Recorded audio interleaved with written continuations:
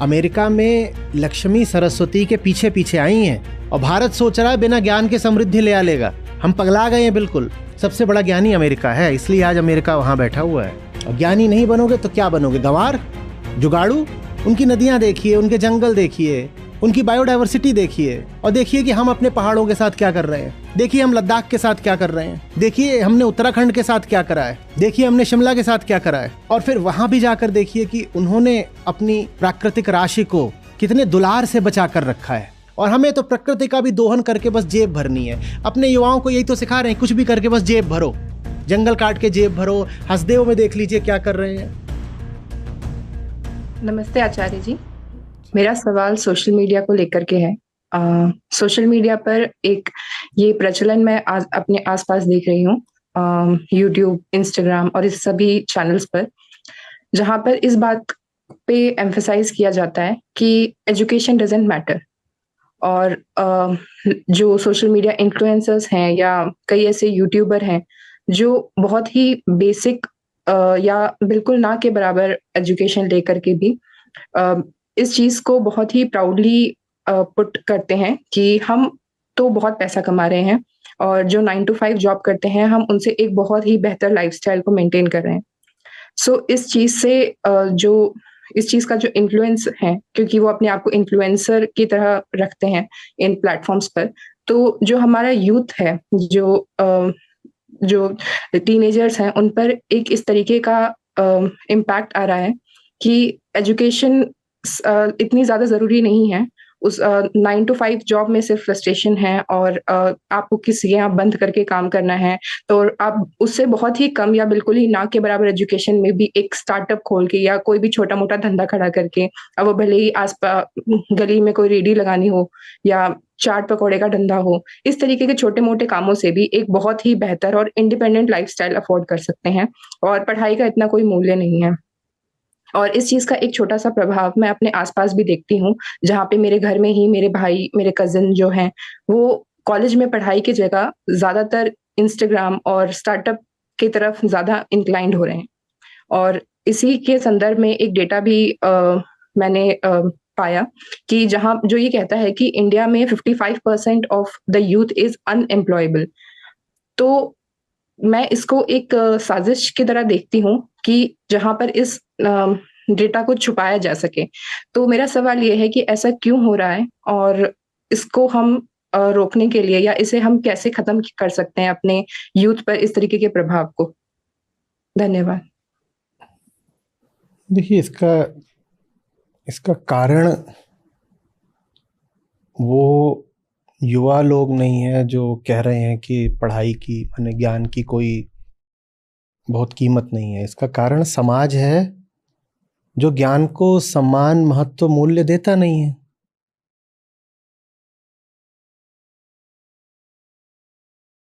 ये शुरुआत कोई आज से थोड़ी हुई है। आज से आप 40 साल भी पीछे चले जाओ। एक बात बताइएगा, आप बीएससी करना पसंद करते थे या बीटेक? जी, बीटेक। बीटेक। वहां भी क्या बात थी? प्रोफेशनल एजुकेशन, व्यावसायिक शिक्षा, वोकेशनल एजुकेशन की पढ़ाई पीछे आती है। ये बताओ कौन सी पढ़ाई से पैसा मिलेगा? उसी में तो बीटेक की इतनी कीमत हो गई ना। बीएससी की कीमत क्यों नहीं है? बीटेक की कीमत क्यों है? साइंस टेक्नोलॉजी से बहुत ऊपर की चीज होता है। साइंस माँ होता है और टेक्नोलॉजी तो बच्चा होता है। बच्चा कई बार उपद्रवी बच्चा होता है। साइंस ना हो तो टेक्नोलॉजी हो नहीं सकती। लेकिन बीएससी की कोई कीमत नहीं, बीटेक की इतनी कीमत क्यों है? क्योंकि समाज कहता है कि इज्जत तो पैसे को देंगे। आपने साइंस पढ़ रखी होगी, समाज आपको इज्जत ही नहीं देगा। और जिस चीज को समाज मूल्य नहीं देता, उस चीज के लिए वो कोई धनराशि भी क्यों देगा किसी को? अब बीटेक में भी आ जाइए तो एक कैंपस की कीमत दूसरे कैंपस से ज्यादा क्यों लग जा रही है? एक कैंपस में एडमिशन लेने के लिए सब क्यों आतुर है दूसरे की अपेक्षा? प्लेसमेंट। जिस एक कैंपस में भी आ जाइए तो उस कैंपस में एक ब्रांच में सब क्यों घुसना चाहते हैं दूसरी ब्रांच की अपेक्षा? प्लेसमेंट। क्योंकि ये जो बच्चा है ना, जो 17 साल का है और IIT JEE या कुछ क्लियर करके आया है, इसको ये थोड़ी बताया गया था कि तुम्हारी जिंदगी में ज्ञान की कीमत है और तुम पढ़ाई ज्ञान के लिए करने जा रहे हो। उसके मन में तो बचपन से ये ठूसा गया, पूरा माहौल ही ऐसा था कि पढ़ाई का उद्देश्य पैसा है, पढ़ाई का उद्देश्य पैसा है। और उसी पैसे के लालच में उसने अपने प्रवेश परीक्षा की भी तैयारी करी। आप ये जितने IIT JEE के एप्लीकेंट्स हैं, इनको बता दीजिए प्लेसमेंट नहीं होता है IIT में। उसके बाद देखिए कि इनमें कितनी ऊर्जा बचती है। कोटा में चले जाइए और नगाड़ा पीट दीजिए कि IITs में अब से प्लेसमेंट होना बंद हो गया है। फिर देखिए कि वो पूरा शहर उजड़ जाता है कि नहीं। पीछे जाइए ना, जब ये 5 साल का था तो इस बच्चे ने अपने बाप को पैसे के पीछे दौड़ते देखा। इसने देखा कि इसकी माँ को इज्जत मिलती है जब वो ज़्यादा बड़े गहने पहनकर शादियों में जाती है। इसके चाचा ताऊ दादा सब ने आकर के उसको यही बोला, पैसा कमा, पैसा पैसा। ज्ञान कमा कभी किसी ने बोला क्या? ज्ञान कमा बोला क्या? तो अगर पढ़ाई भी पैसे के लिए ही करनी है तो मैं क्यों करूं पढ़ाई, अगर पैसा बिना पढ़ाई के मिलता हो तो? मैं कैसे दोष दे दूं जो ऐसी बात कह रहे हैं उनको? बताइए। IIT में भी घुसना है अगर सिर्फ पैसे के लिए, तो लक्ष्य क्या है? पैसा। और अगर वो पैसा हासिल हो जाए बिना पढ़ाई के ही, तो बुरा क्या हो गया? तो लोग ड्रॉप आउट कर रहे हैं या कह रहे हैं हमें पढ़ाई करनी ही नहीं, क्योंकि अंत में तो पैसे ही कमाना था ना। मम्मी आपने ही बचपन से बोला कि डॉक्टर बन जाओ या कुछ बन जाओ, वकील बनो, इंजीनियर बनो, मैनेजर बनो, जो भी बनो। काहे के लिए? पैसे के लिए। जब पैसा ही चाहिए तो पढ़ाई क्यों करवा रहे हो? मैं पैसा ऐसे ही ले आ दूंगा। और अब मुझे 2-4 आदर्श भी मिल गए, रोल मॉडल, कुछ उद्योग की दुनिया से, कुछ सोशल मीडिया पर, जो कह रहे हैं देखो हमने कोई पढ़ाई नहीं करी है लेकिन हमारे पास पैसा अथाह है। तो कहता है देखो ले दे करके कमाना तो पैसा ही है ना, तो काहे के लिए पढ़े? इसके लिए सामाजिक मूल्य व्यवस्था जिम्मेदार है, इसके लिए परिवार जिम्मेदार है जिसमें वो बच्चा बड़ा हो रहा है।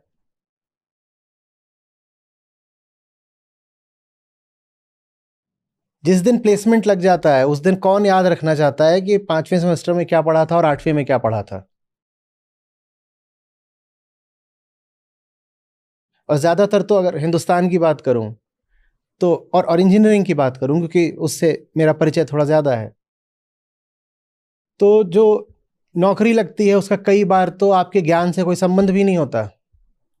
करी होती है आपने मैकेनिकल केमिकल इंजीनियरिंग, और हिंदुस्तान में नौकरियां ज़्यादा लगती हैं सॉफ्टवेयर में और डेटा साइंस में। ज्ञान को तो हम तुरंत लात मार देते हैं, हम कहते हैं 4 साल मैकेनिकल इंजीनियरिंग पढ़ी होगी, नौकरी अगर लग रही है कोडिंग में, तो 2 महीने कोडिंग पढ़ के जल्दी से नौकरी ले लो। कोडिंग भी तो ऐसा लगता है कि कुछ इंजीनियरिंग का काम है। उसको रिटेल में नौकरी मिल जाए वो वहाँ घुस जाएगा। उसको किसी बड़े रिटेलर के यहाँ शॉप फ्लोर पर नौकरी मिल जाए वो वहाँ भी घुस जाएगा, बशर्ते उसको पैसा ठीक मिल रहा हो। ज्ञान की क्या कीमत है? पढ़ाई में तो मन तब लगे ना जब हमने ज्ञान को इज्जत दी हो। कभी हमारे घरों में ज्ञान को इज्जत दी जाती है क्या? ज्ञानी तो कोई आ जाए तो हम उसका मजाक उड़ा दें, और कोई घूसखोर हो, 1 नंबर का अव्वल बेईमान चोर आदमी, लेकिन पैसा उसके पास बहुत हो, हमारे घरों में आ जाता है तो देखा हम कितनी इज्जत देते हैं उसको। अभी होली बीती है, आपके घर में कोई ज्ञानी आ जाता है, कोई बढ़िया रिसर्चर है, लेकिन उसको ग्रांट ऐसे ही मिलती हो बस 20-40 हज़ार रुपए, आप उसको इज्जत देते हो क्या? देते हो? और साइंटिस्ट वगैरह के काम में आमतौर पे बहुत पैसा नहीं रहता है इतना कि अपना खर्चा पानी मस्त चलेगा, पर ऐसा नहीं होता कि आप करोड़पति बन जाओगे साइंटिस्ट बन के। आप अपनी अलग से उसमें पेटेंट करा के अपनी फिर कंपनी खोलो और फिर उसका व्यापार करो, अलग बात है, तब हो सकता है, एडिसन की तरह। नहीं तो जो वैज्ञानिक है, जो ज्ञान का काम कर रहे हैं लोग, जो रिसर्च का काम कर रहे हैं किसी भी फील्ड में, उनके पास आमतौर पर पैसा नहीं रहता। तो होली पे जब वो हमारे घर आते हैं तो उनको पिछले साल की गुजिया खिलाई जाती है, तुम्हारे लिए यही ठीक है? फटी चप्पल। अब कभी साइंटिस्ट का लोक संस्कृति में चित्र भी देखिएगा तो ऐसा ही मिलेगा। साइंटिस्ट माने उड़े हुए बाल, उजड़ी हुई सूरत, बेरौनक चेहरा, फटी शर्ट और फटी चप्पल। ये साइंटिस्ट है हमारा, हम उसको इज्जत देते हैं क्या? और सरकारी नौकरी के लिए हर कोई दीवाना है। वो कह रहे हैं किसी तरीके से मैं एकदम निचले दर्जे की भी सरकारी नौकरी में घुस जाऊं। कोई नहीं देखेगा कि ये किस पद पर काम कर रहा है, ये देखा जाएगा इसके पास पैसा कितना है। और मुझे तुम कोई भी पद दे दो, पैसा तो मैं बना लूंगा। मुझे सरकारी नौकरी में तुम कोई भी पद दे दो, पैसा तो मैं बना ही लूंगा। वो कला तो भारत में हर कोई जानता है, खानदानी है बिल्कुल। और एक बार पैसा हो गया तो कौन पूछेगा किस पद पर काम करते हो। वो तो ये देखेंगे कि गाड़ी कितनी लंबी है। लंबी गाड़ी लेके खड़ा हो जाऊंगा होली पे, सब इज्जत देंगे। और वहीं पे वो रिसर्चर खड़ा हुआ है चप्पल फटकारता, उसको कौन पूछता है?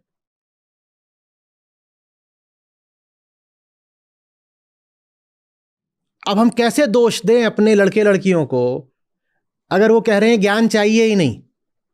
ये ज्ञान की प्रक्रिया में फालतू 5-7 साल अतिरिक्त लगते हैं, हमें ज्ञान चाहिए ही नहीं। हम तो कोई शॉर्ट टर्म कोर्स करके पैसा बनाएंगे, और शॉर्ट टर्म कोर्स करने की भी जरूरत नहीं है।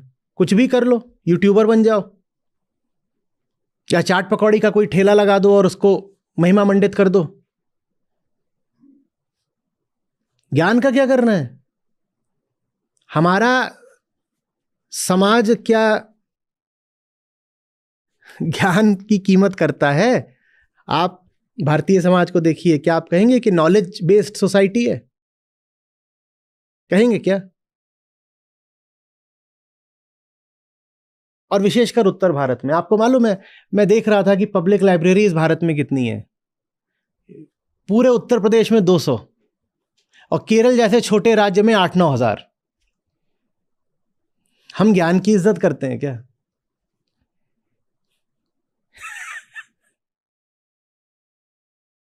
हाँ, पब्लिक लाइब्रेरीज का डेटा देखेंगे भारत में, आपके होश उड़ जाएंगे। और जहां ज्ञान ज्यादा है उन जगहों पे आप पाओगे कि कैपिटल ज्यादा नहीं। सबसे ज्यादा पब्लिक लाइब्रेरीज पता है कहां है? केरल में और पश्चिम बंगाल में। वो लोग पढ़ते हैं। और उत्तर प्रदेश, मध्य प्रदेश, बिहार, यहां नहीं ज्ञान किसी को चाहिए। यहां ज्ञान बस चाहिए तो यूपीएससी के लिए उतना ही ज्ञान चाहिए, यूपीएससी क्लियर हो जाए, उसके बाद तो फिर अब मौज।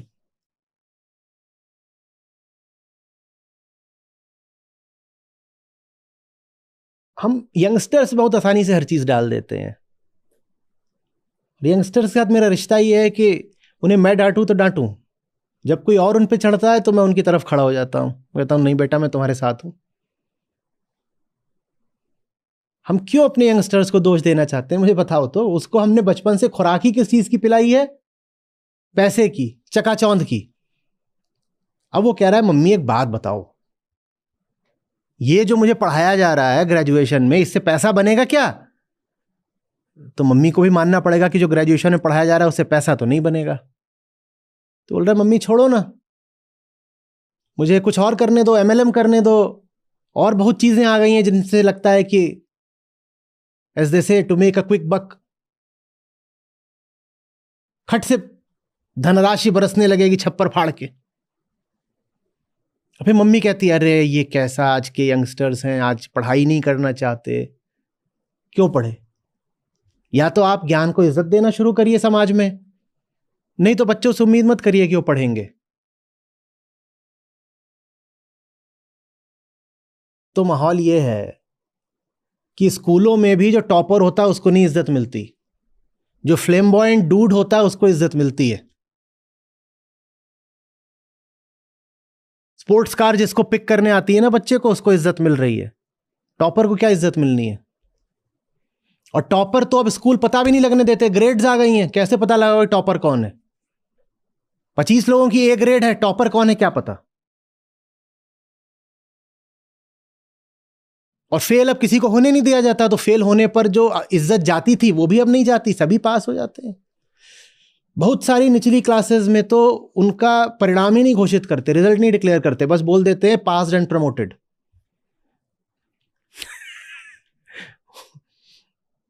तो बताओ वहां पर एक बच्चे को दूसरे बच्चे के ऊपर कैसे कोई इज्जत दे दे? दोनों बराबर हो गए, पास एंड प्रमोटेड। फिर वहां इज्जत इस बात से मिलती है कि ज्यादा फ्लैशी क्लोथ्स पहन के कौन आया था, और कौन बता पा रहा है कि मेरे घर में अभी लेटेस्ट गेमिंग इक्विपमेंट आ गया है 7.5 लाख का। स्कूलों में भी ज्ञान से बच्चे की औकात नहीं नापी जा रही है, स्कूलों में भी अभी ये सब हो गया है। और ये तो एक स्कूल के अंदर की बात है, और एक बच्चा जाता हो इंटरनेशनल स्कूल में पढ़ने और वहां का डफर हो, और दूसरा जाता है किसी साधारण पब्लिक स्कूल में पढ़ने और वहां का टॉपर हो, तो ये पूछा भी नहीं जाएगा कि डफर कौन है और टॉपर कौन है। इतना ही काफी है कि एक पढ़ता है लाखों की फीस वाले इंटरनेशनल स्कूल में आईबी, और एक पढ़ता है कोई साधारण सरकारी सीबीएसई में। वो हो सकता है टॉपर अगर हो, कोई फर्क नहीं पड़ता। जैसे ही वो अपने स्कूल का नाम बताएगा कि मेरे स्कूल का नाम है ढेंचा फेंचा इंटरनेशनलो, वो जीत गया। इंटरनेशनलो बोलते ही वो जीत गया। क्यों जीत गया? क्योंकि मां बाप ने ऐसा सिखाया है। मां बाप खुद मुंह फाड़ के खड़े हैं कि काश वो इंटरनेशनलो हमें भी छूने को मिल जाए। आप लोग अमेरिका को समझते हो ना कि भोग का देश है, आप बहुत गलत समझते हो। अमेरिका में लक्ष्मी सरस्वती के पीछे पीछे आई हैं। पहले ज्ञान है वहां, इसलिए समृद्धि है। और भारत सोच रहा है बिना ज्ञान के समृद्धि ले आ लेगा। हम पगला गए हैं बिल्कुल। हम अमेरिका तो कभी गए नहीं। हमें तो अमेरिका के बारे में घटिया फिल्मों और मरियल मीडिया ने बताया है। और ये बताते हैं कि अमेरिका माने वहां पे बिल्कुल सड़कों पे सेक्स हो रहा है और इमारतों से डॉलर बरस रहे हैं। माने भोग की जितनी चीजें वहां चल रही हैं, इतने बड़े बड़े वहां पे बर्गर हैं, वो मुफ्त उछाले जा रहे हैं चौराहे पे और लोग उसको पकड़ पकड़ के खा रहे हैं बर्गर इतने बड़े बड़े। अमेरिका को तो हमने बिग एप्पल बना दिया है ना। Let us sink, let each of us sink our teeth in the Big Apple. Apple भाई, वो एप्पल बाद में है, वो पहले दुनिया की सबसे बड़ी यूनिवर्सिटी है। पता करिएगा कि दुनिया में सबसे ज्यादा किताबें किन देशों में बिकती हैं। पता करिएगा दुनिया में सबसे ज्यादा किताबें पढ़ी कहां जाती हैं, प्रकाशित कहां होती हैं, सब पढ़िए। दुनिया की टॉप 100 यूनिवर्सिटीज किस देश में है ज्यादा, वो पता करिए। इनोवेशन कहां सबसे ज्यादा हो रहा है, पेटेंट कहां सबसे ज्यादा हो रहे हैं, ये पढ़िए। साइंस में, टेक्नोलॉजी भी हटाइए, साइंस में ब्रेक थ्रू सबसे ज्यादा कहां हो रहे हैं, ये पढ़िए। नोबेल प्राइज साइंस में, प्योर बेसिक साइंसेज में कहां मिल रहे हैं, ये पढ़िए। चूंकि उनके पास ज्ञान की सरस्वती है, इसीलिए पीछे पीछे उनके पास धन की लक्ष्मी है। जहां ज्ञान की सरस्वती नहीं होती वहां धन की लक्ष्मी नहीं आने वाली। ये भारत को नहीं समझ में आ रहा। भारत से ज्यादा सरस्वती की पूजा, भारत से 1000 गुना ज्यादा सरस्वती की पूजा अमेरिका कर रहा है, और करी है उसने, इसीलिए आज वो अमेरिका है। हमको लग रहा है चालूपना करके, जुगाड़ करके हम पैसा कमा लेंगे। कमा लोगे कोई 1000, 2000 या लाख, 2 लाख, 5 लाख, 10 लाख। और अगर हजारों लाखों लोग जुगाड़ में लगेंगे तो कोई एकाध तो और ज्यादा भी कमा लेगा। उस एकाध को उदाहरण या आदर्श नहीं बनाया जा सकता, वो तो अपवाद है, एक्सेप्शन। आप 10 करोड़ बंदरों को लेकर भी जुगाड़ पे लगा दीजिए तो उसमें से एक बंदर करोड़पति हो जाएगा। क्या उस एक बंदर का उदाहरण लेके हम कह सकते हैं कि जुगाड़ करने से करोड़पति हो जाता है आदमी? भारत में यही है। इतनी जनसंख्या है कि सब लोग अगर मूर्खताएं करें तो उन मूर्खताओं के बावजूद 1-2 लोग तो करोड़पति निकल ही आएंगे। तो उन 1-2 लोगों को दिखा के हम थोड़ी सिद्ध कर देंगे कि मूर्खता करने से आदमी करोड़पति हो जाता है। अच्छे से समझ लीजिए, आपको अगर धन भी चाहिए तो धन ज्ञान के पीछे आता है। इसीलिए मैं बोला करता हूं कि दुनिया देखनी जरूरी है। और अगर आपके पास इतना पैसा नहीं कि आप विदेश यात्रा कर सकें तो कम से कम विदेशों के बारे में पढ़िए। और अब तो इंटरनेट है, सचमुच देखिए कि वहां का जीवन कैसा है और लोग कैसे हैं। हमारे मन में बड़ी विचित्र छवि आ गई है। गोवा की छवि बना देंगे कि वहां बीच है और वहां बस बीच पर जबरदस्त भोग का नंगा नाच चल रहा होता। और जी, गोवा एक हरित प्रदेश है, शांत, ठहरा हुआ और हरा। लेकिन जो गोवा नहीं जाएगा वो सोचेगा कि गोवा का तो मतलब होता है कि वहां बस बीच पर उपद्रव चल रहा है हर समय, और बिकनी चल रही है, यही हो रहा है, और बियर चल रही है। वो सब कुछ गोवा का 1% है। गोवा 99% एक रमणीक हरी शांत जगह है, जहां आपको मौन मिलेगा, शांति मिलेगी, साफ हवा मिलेगी, समुद्र मिलेगा, अच्छी धूप मिलेगी, और चारों तरफ हरियाली ही हरियाली। पर मीडिया हमें बता देता है, कोई भी, हमें मीडिया का काम है हमें ललचाना। फिल्म नहीं चलेगी ना। अगर आपको फिल्म दिखाई जाए जिसमें गोवा के नाम पे आपको हरियाली दिखाई जा रही है, आप देखोगे नहीं। आपको अगर गोवा की कोई फिल्म बताई जाए तो आप ये सोच के जाओगे कि इसमें बिकनी देखने को मिलेगी। वहां बस हरियाली दिखा दी तो मन खराब हो जाएगा। वैसे ही अमेरिका है या जर्मनी है, इनको लेके तो हमारे पूरे मन में यही है कि बस वहां पर क्या है, लास वेगास है, कैसीनो है, और न्यूयॉर्क का मतलब है कि आदमी वहां पैसा कूट रहा है जबरदस्त तरीके से, सिर्फ इन्वेस्टमेंट बैंकिंग चल रही है। आप पढ़िएगा कि दुनिया के खूबसूरत शहर कौन से हैं, beautiful cities of the world, उनमें भी न्यूयॉर्क का नंबर आता है। लेकिन आपके सामने कहा जाए न्यूयॉर्क, तो आपके मन में ब्यूटी शब्द कभी आएगा ही नहीं, आपके मन में शब्द आएगा मनी। ठीक, न्यूयॉर्क का संबंध किससे है? Money, finance, money. जबकि न्यूयॉर्क दुनिया के सबसे खूबसूरत शहरों में भी है। यह बात हमें कोई नहीं बताएगा। हम गरीब रहे हैं तो रहे हैं, हम इतने गंवार हो गए कि हमारे लिए पैसा ही सब कुछ हो गया। गरीबी बहुत छोटी समस्या होती है, गंवार हो जाना बहुत बड़ी समस्या होती है। हम जाहिल हो गए, हम मन से गरीब हो गए। तन से गरीब होना कोई बड़ी बात नहीं है, तन की गरीबी हट जाती है। मन की गरीबी कैसे हटाऊं?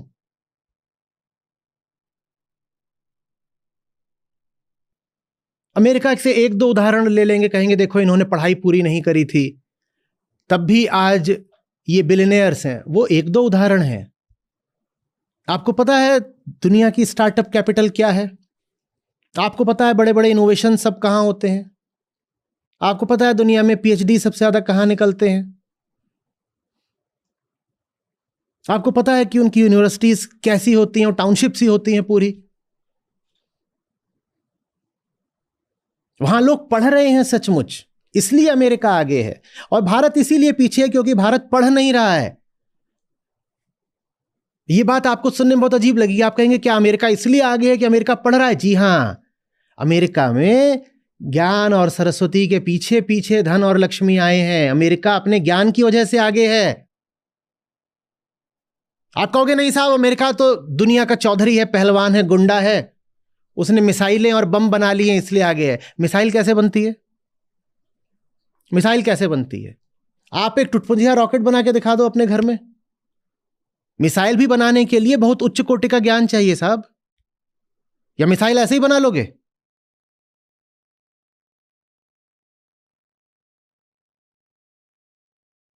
मिसाइलों की मल्टीपल री एंट्री टेक्नोलॉजी होती है, जिसपे भारत ने अभी अभी प्रयोग करा है। Multiple independent re entry vehicle कहलाते हैं वो, MIRV। भारत ने उस पर अभी अभी करा है, हम बहुत प्रसन्न हुए। उसमें यह होता है कि एक मिसाइल ऊपर जाएगी, उसमें कई छोटे छोटे वॉरहेड होते हैं, और सब वो वॉरहेड फिर इंडिपेंडेंटली जाकर के अलग अलग शहरों पर गिर सकते हैं। हम बहुत खुश हुए। अमेरिका ने 1971 में यह विकसित कर ली थी। इसे ज्ञान बोलते हैं। तो अगर अमेरिका गुंडा या पहलवान भी है तो ज्ञान के कारण है। ज्ञान पहले आता है, फिर ज्ञान से आदमी पहलवान बना है। ज्ञान को तो हमारे घरों में, हमारे पूरे संस्कृति में कोई महत्व ही नहीं दिया जाता। किसी को ज्ञानी बोल दो तो जैसे गाली दे दी उसको, ऐसे ही करते हैं ना, चले ज्यादा ज्ञानी मत बन। सबसे बड़ा ज्ञानी अमेरिका है, इसलिए आज अमेरिका वहां बैठा हुआ है। और ज्ञानी नहीं बनोगे तो क्या बनोगे? गंवार, जुगाड़ू, फूहड़। वही भारत बन गया है।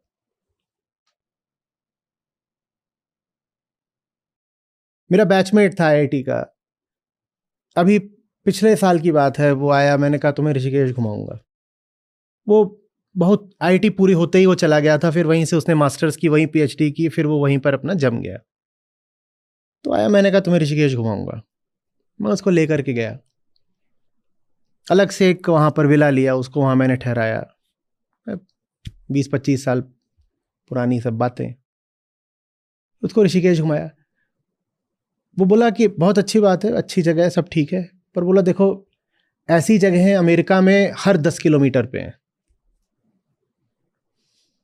मेरा थोड़ा दिल से टूट गया, थोड़ा मुझे अपमान भी लगा। शायद मेरा मित्र कुछ अतिशयोक्ति कर रहा हो जब वो कह रहा है कि हर 10 किलोमीटर पे है, पर जो उसकी बात थी वो अपनी जगह वाजिब थी। और बोला कि अमेरिका में जब ऐसी जगह होती है ना तो बहुत ज्यादा साफ होती हैं। आपको मालूम है दुनिया के जो अच्छे शहर हैं पश्चिमी, उनमें अगर AQI 10 पार कर जाए तो सरकार तक बात पहुंच जाती है और मेयर वहां का इस्तीफा दे देता है। लोग विरोध करते हैं, आंदोलन हो जाता है कि AQI 10 हो गया। अच्छे शहरों में AQI <1 होता है। जांच लीजिएगा अगर लग रहा हो कि मैं कोई बहुत दूर की बात कर रहा हूं तो। अच्छे शहरों में एयर क्वालिटी इंडेक्स <1 होता है। और उत्तर भारत में अगर 400 से नीचे हो जाए तो हम कहते हैं आज हवा कितनी सुगंधित और साफ है। और वर्ल्ड हेल्थ ऑर्गेनाइजेशन ने बोल रखा है कि 50 से ऊपर गया और तुम मरे। दिल्ली और दिल्ली के आसपास के इलाकों में रहने वाले लोगों की जिंदगी से 10-15 साल कम हो चुके हैं।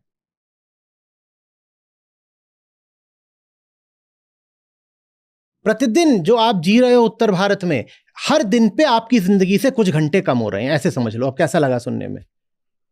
आज आप यहां जी लिए ना, आज आपकी जिंदगी से कुछ घंटे कम हो गए यहां जीने के कारण। और अमेरिका की हवा देख लीजिए।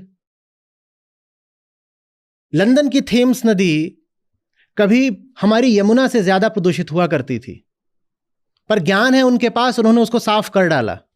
आज पोर्टेबल वाटर है उसका। पोर्टेबल वाटर क्या होता है कि पी लो। हम जर्मनी से गुजर रहे थे, वहां आसपास ऐसे ही छोटे मोटे ताल तलैया दिखे जैसे भारत में भी गांव खलिहान में दिखते हैं। तो जो हमारे मित्र थे घुमा रहे थे, बोले थे ये जो पानी है ये पोर्टेबल है। बोले यहां नहाने का और पीने का पानी एक होता है। यहां ये नहीं होता कि नहाने का पानी अलग है या आपने वो लगवा रखा है, क्या बोलते हैं जो किचन में लगता है, हाँ RO प्यूरिफायर लगा हुआ है, वो सब कुछ भी नहीं लगता। नहा रहे उसी को पी लो। इतना साफ है, हवा साफ है, पानी साफ है। और ये तब जबकि उनका जबरदस्त औद्योगिकीकरण हो चुका है। कैसे करा उन्होंने ये कि so much industrialisation with minimum emissions कैसे कर रहा? उसके लिए ज्ञान चाहिए। और जुगाड़ बोलेगा पैसा कमा लेना कैसे भी, उसके लिए पॉल्यूशन होता हो तो हो। ये भारत है, पैसा कमाना है मुझे, उससे पॉल्यूशन होता हो तो हो। गंगा कैसे प्रदूषित हो गई? गंगोत्री से प्रदूषण चल रहा है क्या? गंगोत्री से चल रहा है। और गंगोत्री से कानपुर पहुंचते पहुंचते गंगा की हालत खराब हो जाती है। क्यों? बीच में सब भारत के जुगाड़ू बैठे हुए हैं, उद्योगपति। वो अपना अपना काम करके सारी गंदगी डाल देते हैं। और यही नहीं कि सिर्फ उद्योग डाल रहे हैं, शहरों का भी कूड़ा और मल बाकायदा जो शहरों की संस्थाएं हैं आधिकारिक सरकारी, वो गंगा में जाकर के बहा देती हैं।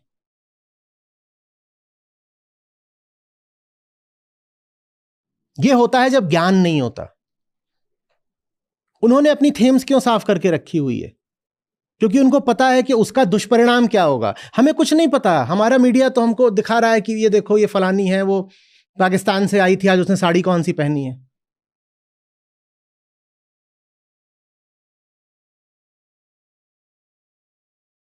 यमुना का पानी क्या कर रहा है हमारे साथ, या कानपुर का पानी क्या कर रहा है हमारे साथ, इसका ज्ञान हमें है क्या? ना हमें ज्ञान है, ना हमारे परिवार में समाज में ज्ञान की कोई इज्जत है। GD अग्रवाल का नाम सुना है आपने? नहीं सुना, क्योंकि मीडिया ने आपको अभी सुनाया नहीं।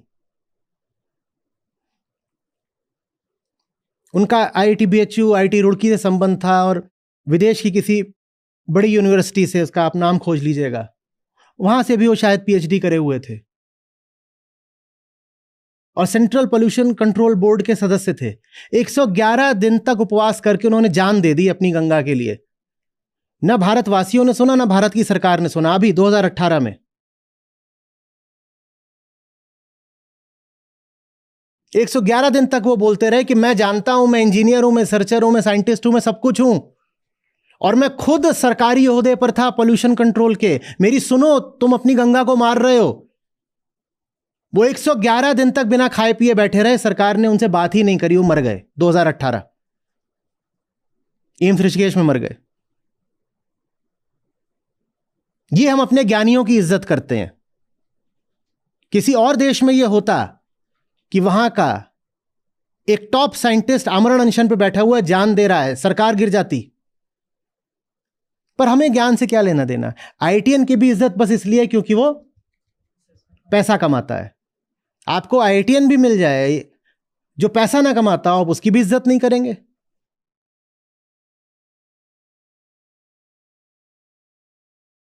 अमेरिका में कभी शॉपिंग मॉल में जाइएगा और वहां देखिएगा कि सबसे ज्यादा भीड़ कहां पर होती है। वहां ताज्जुब की बात नहीं, आपको सबसे ज्यादा भीड़ किसी किताबों की दुकान में मिले। वो पढ़ते हैं। जो किंडल है पूरा, ताकि आप आराम से पढ़ सको, ये किसने इजाद करा? अमेरिका की एक कंपनी ने, क्योंकि उन्हें पढ़ना है।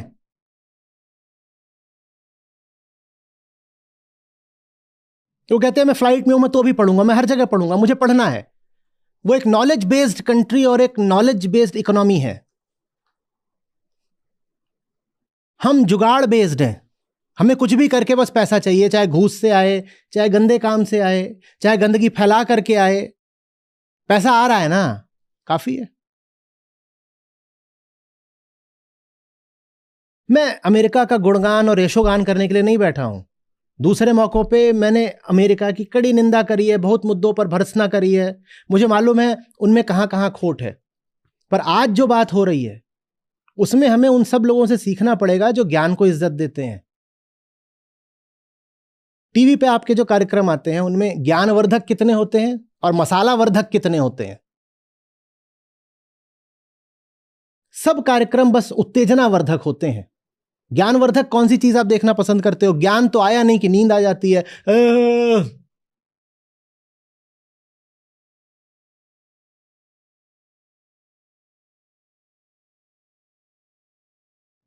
रिसर्च पेपर तक तो हमारी यूनिवर्सिटीज में चोरी करके, कॉपी करके पब्लिश हो जाते हैं। प्लेजियरिज्म माने कंटेंट चुरा करके अपने नाम से छाप देना, भारत में एक भारी बीमारी है। किताबें किसी और का माल लेकर के चुरा के छाप देंगे, कुछ कर देंगे। अभी पता लगा हमारी ही किताबें, अब इतना बोला है मैंने, इतना बोला है कि उसमें से तुरंत पकड़ पाना ही मुश्किल होता है किसी ने कहां चुराया। पता चला कि एक सज्जन है जो कहीं से एक चैप्टर उठाते हैं, किसी दूसरी किताब से कोई और चैप्टर उठाते हैं, सबको आपस में मिलाते हैं, अपने नाम से छाप रहे हैं। और लोग उनको कह रहे हैं ये उभरते हुए उदीयमान लेखक हैं, प्रतिभाशाली। चल रहा है भाई, उनकी किताब बिक रही होगी, उससे पैसा आ रहा होगा, इतना काफी है।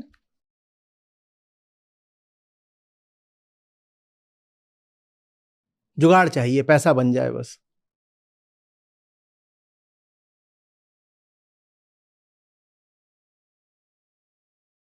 अपना नया कुछ नहीं करना, सीखना कुछ नहीं है। कुछ ऐसा लेकर के नहीं आना है जिसमें सचमुच वैल्यू हो। चोरी करो, धोखा दो, गर्दन काटो किसी की, मिलावट करो। मिलावटी माल सबसे ज्यादा किस देश में मिलता है बताइएगा? चाहे आपका हींग हो कि गुड़ हो, हल्दी हो, और कुछ भी बोल दो। ये जो आप दूध वगैरह बाजार से खरीदते हो, सबसे ज्यादा मिलावट कहां होती है? और जो मिलावटी लोग हैं वो सब करोड़पति हुए बैठे हैं। करप्शन इंडेक्स में देख लीजिएगा भारत कहां आता है। सरकार हो कि ब्यूरोक्रेसी हो कि व्यापार हो, देख लीजिए क्या चल रहा है वहां। अभी इलेक्टोरल बॉन्ड्स पर हंगामा है। ऐसे तो हमारे यहां पैसा बनता है। प्रकृति का नाश करवा लो, वैसे हमारे यहां पैसा बनता है।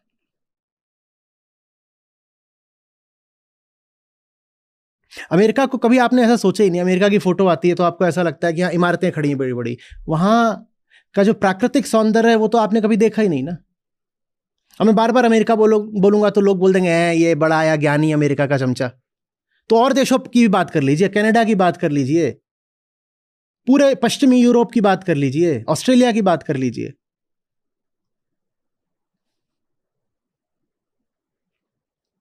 वो सिर्फ विकसित नहीं है, वो बहुत सुंदर भी हैं प्राकृतिक तल पर। उन्होंने अपनी प्रकृति को बहुत प्रेम से संरक्षण दिया है।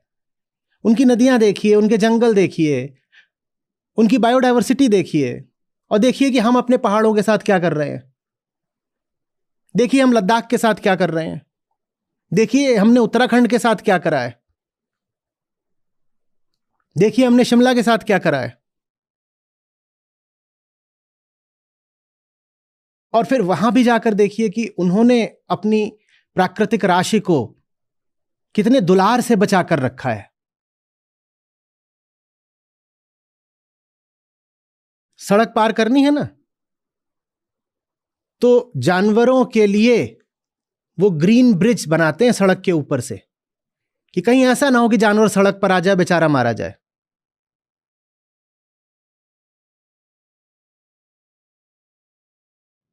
और वो जो ग्रीन ब्रिज है उसको बना पूरा तब माना जाता है सिर्फ जब ये प्रमाणित हो जाए कि जानवरों ने इसका उपयोग करना शुरू कर दिया, क्योंकि जानवरों के साथ अब जबरदस्ती तो कर नहीं सकते। तो जो ओवरहेड ऐसे ब्रिज बनाया जाता है उस पर तरह तरह के लताएं लगाई जाती हैं और अगल बगल पेड़ लगाए जाते हैं, उसको पूरा ग्रीन कर दिया जाता है ताकि पशु को ऐसा लगे कि ये जंगल ही है, प्राकृतिक ही है। और फिर पशु उसको इतना मजबूत बनाया जाता है कि उस पर भारी जानवर भी निकल जाए। उसको पूरा हरा करा जाता है और इतना मजबूत बनाया जाता है कि भारी जानवर भी इसके ऊपर से निकल जाए। वो इतनी कद्र करते हैं अपनी प्रकृति की। और हमें तो प्रकृति का भी दोहन करके बस जेब भरनी है। अपने युवाओं को यही तो सिखा रहे हैं, कुछ भी करके बस जेब भरो, जंगल काट के जेब भरो। हसदेव में देख लीजिए क्या कर रहे हैं, जंगल काटो जेब भरो।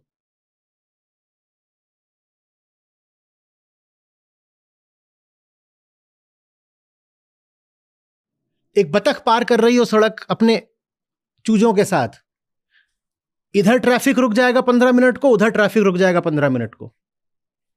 जब वो पूरी निकल जाएगी तो लोग निकलेंगे।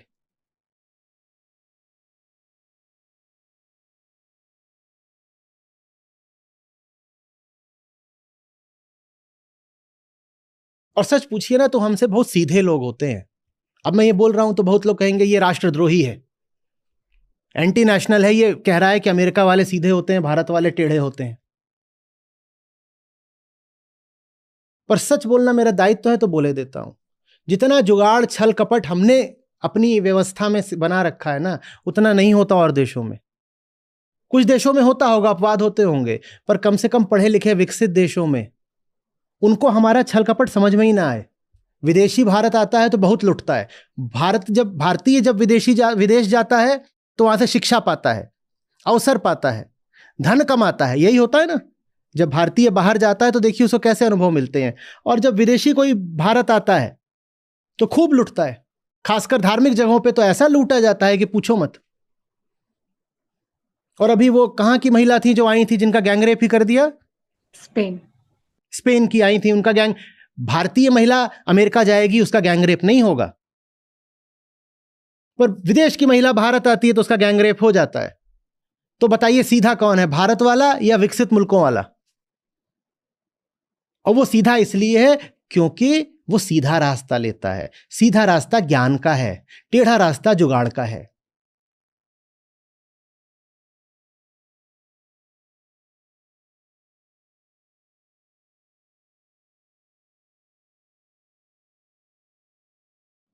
बच्चों के साथ बातचीत करिए, बच्चों में जिज्ञासा जागृत करिए, बच्चों को पढ़ने के लिए प्रेरित करिए। पढ़ना माने स्कूल वाला ही पढ़ना नहीं, वो घर में भी पढ़ें। किताबें किस लिए होती हैं?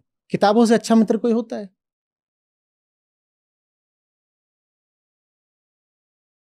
और पैसे के चकाचौंध से बच्चे को दूर रखिए। उसके बाद जब वो बड़ा होगा तो ये नहीं कहेगा कि मुझे तो बस जुगाड़ करके स्टार्टअप बनानी है।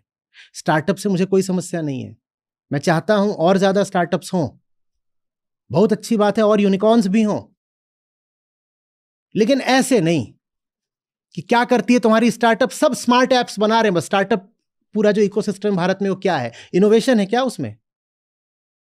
अब स्टार्टअप बन रही है कि तुम बटन दबा दोगे तो कोई आके तुम्हारे घर तुम्हारी गाड़ी साफ कर देगा। इससे इकोनॉमी में वैल्यू एडिशन क्या हो रहा है, कितना हो रहा है, बताओ मुझे।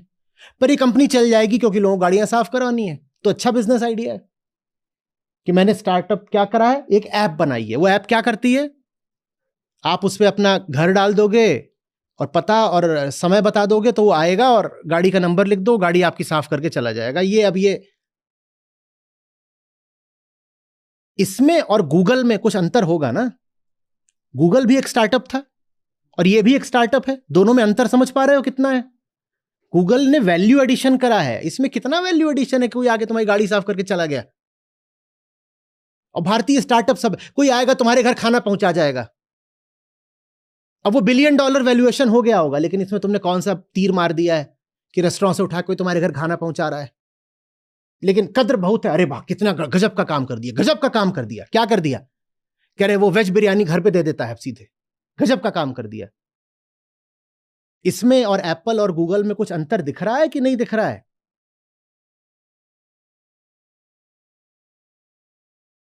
हमारा स्टार्टअप भी उनके स्टार्टअप से अलग है। उनका स्टार्टअप नॉलेज बेस्ड है, हमारा स्टार्टअप जुगाड़ बेस्ड है।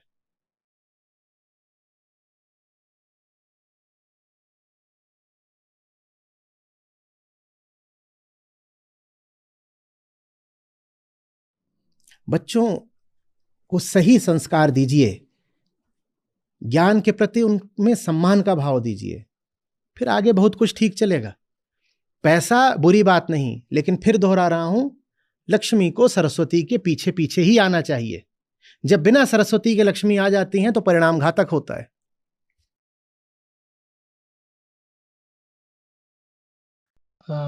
ये ठीक ठीक बताना तो मुश्किल होगा कि कब से आचार्य जी को सुन रहा हूँ, क्योंकि कहते हैं ना, जहाँ प्रेम तहाँ नेम नहीं, तहाँ ना बुद्धि व्यवहार, प्रेम मगन जब मन भया कौन गिने तिथिवार। तो तिथि ये वैसा ही होगा कि ये बताना कि आप प्रेम में कब से हैं। तो आध्यात्म से मेरी पहचान सबसे पहले ओशो से हुई। ओशो ने काफ़ी जो धारणाएं थी वो तोड़ी, और उसके बाद धीरे धीरे उन्होंने एक तरीके से कहूँगा कि आचार्य जी के चरणों में ले जाके मुझे छोड़ दिया। तो फिर आचार्य जी को सुनना शुरू किया। यूट्यूब पे सुना करते थे आचार्य जी को। तो सुनते सुनते फिर वेदांत सत्रों से जुड़े, थोड़ा सा और चीज़ें क्लियर हुई। फिर लाइव सत्रों से जुड़े, अभी आचार्य जी को सुन रहे हैं। तो सुनते सुनते काफ़ी चीज़ें क्लियर हुई हैं। जो शरीर है, मन है, विचार है, उनकी पुनरावृत्ति को देख पा रहे हैं, और समझ पा रहे हैं कि ये तो पुनरावृत्ति ही है चीज़ों की, और ये चलती ही रहती हैं। तो छोटी छोटी चीज़ों में भी, डे टू डे जो चीज़ें होती हैं उसमें भी खुद को देखना शुरू कर रहे हैं। और आजकल मैं पुस्तक भी पढ़ रहा हूँ आचार्य जी की समय। तो उसके बाद से ऐसा लग रहा है जैसे जो चीज़ें मैं कर रहा हूँ मैं नहीं कर रहा, कोई और कर रहा है। कि पहले मैं बहुत आलसी हुआ करता था, तो पढ़ने के बाद से जो चीज़ें समझ में आ रही हैं उसे उतारने की कोशिश कर रहे हैं ज़िंदगी में। अ, उससे ऐसा लग रहा है कि जो मैं कर रहा हूँ वो कोई और ही कर रहा है मेरे भीतर से। तो यही यात्रा है, और इसके बीच से ऐसा भी हो रहा है कि लोग खुद ब खुद उस महक को महसूस करते हुए आ रहे हैं पास में, और वो भी जुड़ने की कोशिश कर रहे हैं आचार्य जी से। और खुद बोलते हैं कि कहाँ से हैं ये सारी चीज़ें। तो वो खुद भी, उन्हें मौका मिलता है आगे जानने का, बढ़ने का। और जब भी किसी से बात भी करते हैं तो आचार्य जी की जो सीख है वो ना भी चाहते हुए किसी ना किसी तरीके से उनके सामने आ ही जाती हैं। मेरे विचारों के जरिए, मेरे वक्तव्यों के जरिए उनके सामने चीज़ें आती ही रहती हैं। तो यही मेरी यात्रा है, और आगे भी कोशिश है कि और ढंग से खुद को देख पाऊँ और लोगों को भी प्रेरित कर पाऊँ। धन्यवाद।